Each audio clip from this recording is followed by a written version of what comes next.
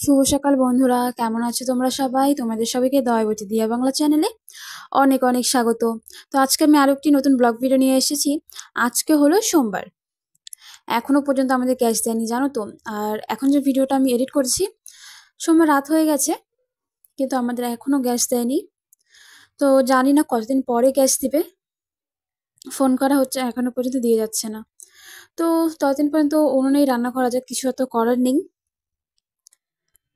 ঠান্ডার দিন ঘুম থেকে উঠেছি ওই 6টার দিকে, কারণ সকালে না উঠলে রান্না একদমই করা সম্ভব হতো না। আরও একটি কাজ করে রেখেছি জানো তো, ওই যে কালকে রাতে বেশি করে ভাত রান্না করে রেখেছিলাম, যাতে সকালে উঠে ভাতটা ভাজা করে দিতে পারি।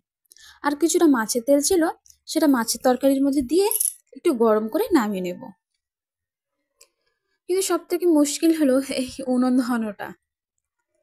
তো যাই হোক, যেভাবে সেভাবে করেও উনুনটা ধরিয়ে নিলাম। আর একটা আলু সিদ্ধ ছিল, সেই সিদ্ধটা তরকারির মধ্যে দিয়ে রান্নাটা করিয়ে নিলাম। তো আজকের দিনটা তো এইভাবেই কাটছে, দেখা যাক কালকের দিনটা যদি একটু ভালো কাটে। উনুনে রান্না করতে কিন্তু আমার তেমন কোনো অসুবিধে নেই। ওই যে খড়ির অসুবিধে, খড়ি কোথায় পাবো বলো তো সবসময়। যতটা খড়ি রয়েছে, যদি আজকেই শেষ হয়ে যায়, কালকে রান্না করতে তো বেশ মুশকিল হয়ে যাবে।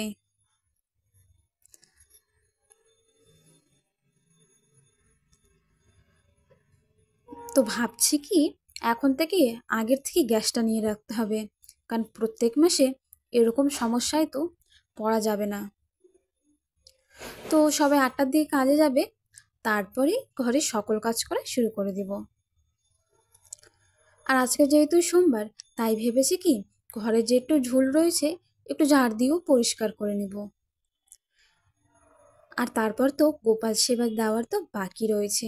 সকালে শুধুমাত্র গোপালকে ঘুম থেকে উঠিয়ে দিয়েছি আর একটু খেতে দিয়েছি, আর তেমন কিছু হয়নি জানো তো।